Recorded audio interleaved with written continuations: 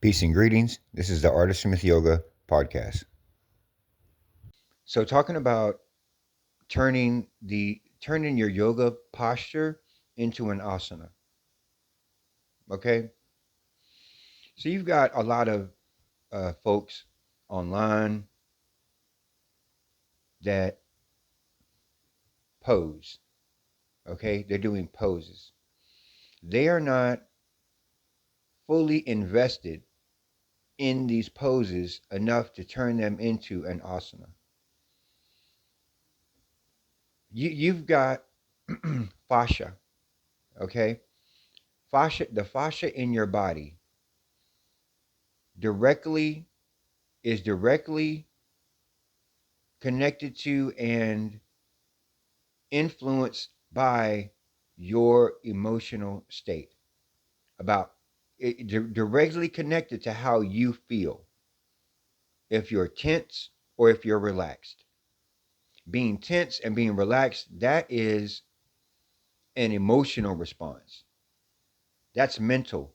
Whether or not you're relaxed or whether or not you're tense, that's mental. Your fascia works in connection with that. Okay, so when you are doing a yoga pose and you are straining and there's a lot of resistance and you're putting a whole lot of effort in and it's difficult and it's taxing, you're not extracting the full benefit of the pose. You're not getting the full benefit. You are missing out. You are missing out. Why? Because you need that is not an asana. You're not doing an asana, you're doing a pose. You're posing. And it and I'm not trying to say that's negative. I'm just saying we want to take it further. Okay? If you're straining and struggling and your breath is constricted and it's hard and it's difficult in that pose, then you need to adjust.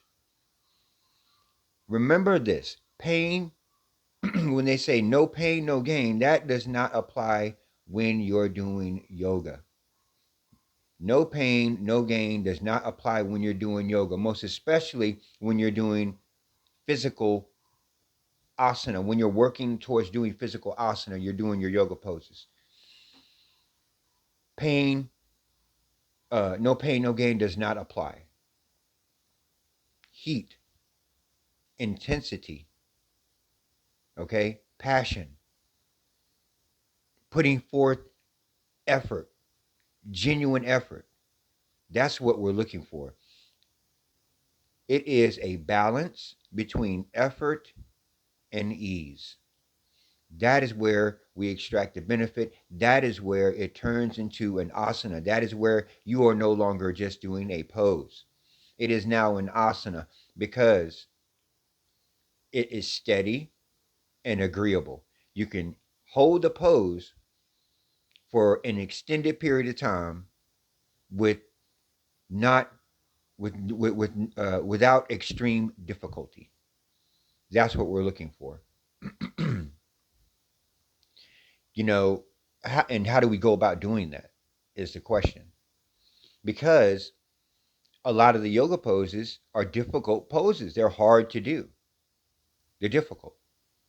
Like if you in it, some of the poses they look relatively simple, but they're difficult, and you strain and struggle. Okay, so how do you fix that? Very simple, very easy. You use props, straps, blocks, blankets, what uh, pillows, whatever you can get your hands on that is going to either help prop you up or bring the floor up closer to you or help you to get a firm grip on a foot. Whatever it takes, use that so you can be in the posture and transform it into that asana. Make it steady and agreeable by using your props, by using blocks, bolsters, straps, all of that stuff. Now, some folks come from a school where they frowned against using props. Ashtanga, most especially in the Ashtanga world, they frown upon using props. Now, not all people who practice Ashtanga. People who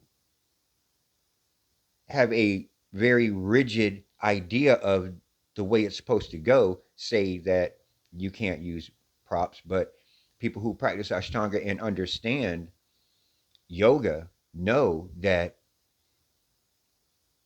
if you go to a teacher, the teacher is a prop.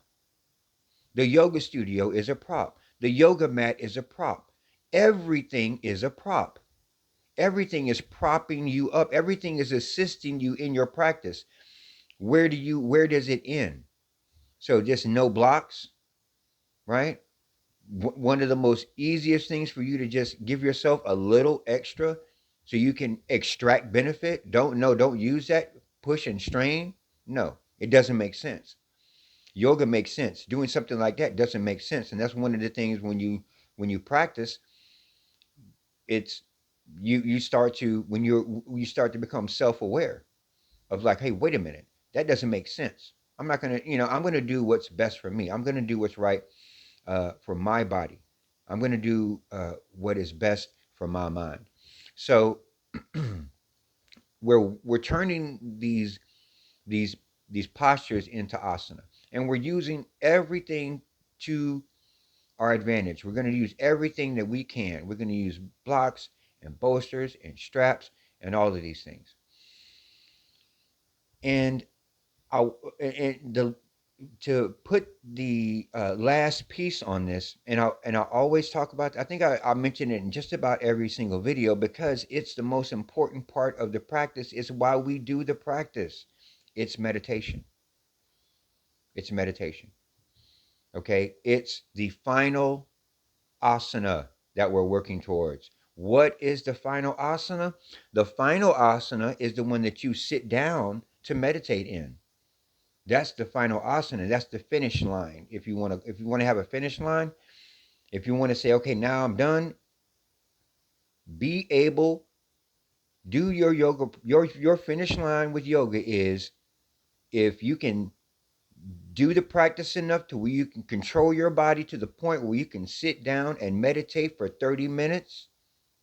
And it doesn't matter if your mind keeps going. If you can sit yourself down for 30 minutes every single day, you've reached the finish. That's the finish line and the starting point all at once. Because now you have now finished all of that work it took for you to bring it together to be able to sit down mentally and physically to do this for 30 minutes. You finished. You completed it. You've accomplished it. Now becomes this. Now it's you start. Now is the beginning. Now that's where the magic happens. That's where the magic happens. So I always like to talk about meditation. Meditation is very important every single day with no excuses. Get up every morning and meditate. It doesn't matter what you've got going on, do it every single morning. I guarantee you, you're going to see a change. You're going to see a difference. You want every single morning because that is the key to all of this, right?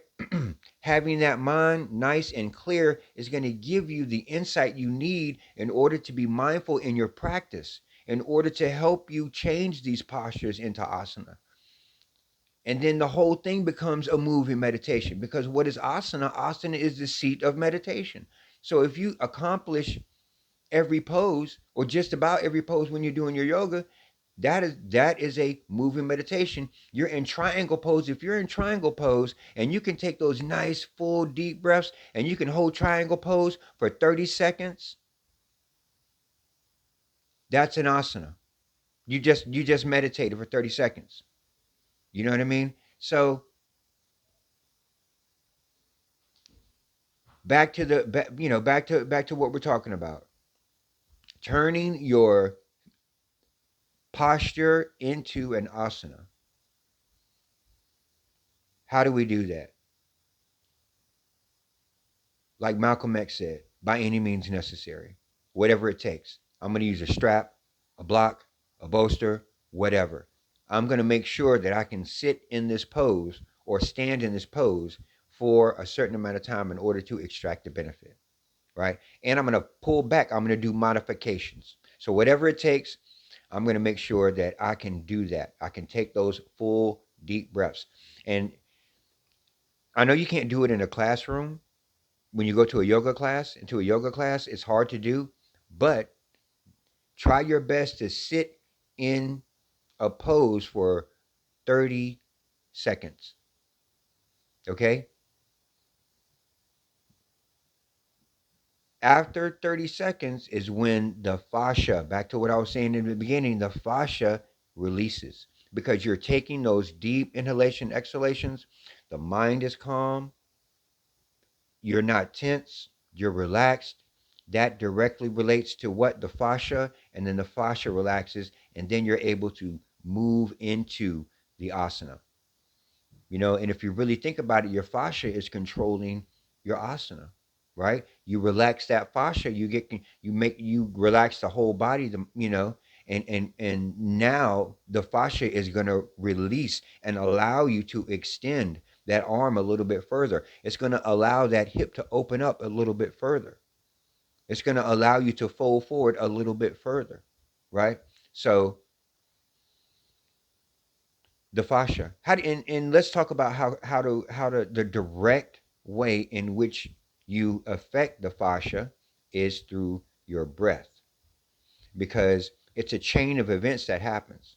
Okay, the breath affects the mental, affects the fascia. Okay, so you're doing a yoga pose, and the yoga instructor says focus on your breath. You're focusing on your breath. Big inhale all the way. Exhale. Now the mind is a little calmer, right? And now that the mind is a little calmer, the fascia is like, okay, I can relax now, and then the fascia relaxes. So they're connected. They're connected. So that's turning your turning your yoga posture into an asana.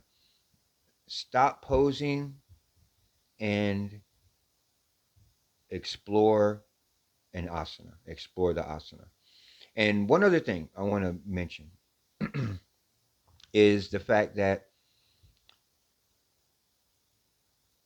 setting up a personal practice for yourself at home. Yes, you go to a yoga studio. If you do that on a regular basis, that's great. That's awesome. But establish your own little yoga practice at home. That's something you want to think about. I'm just throwing that out there.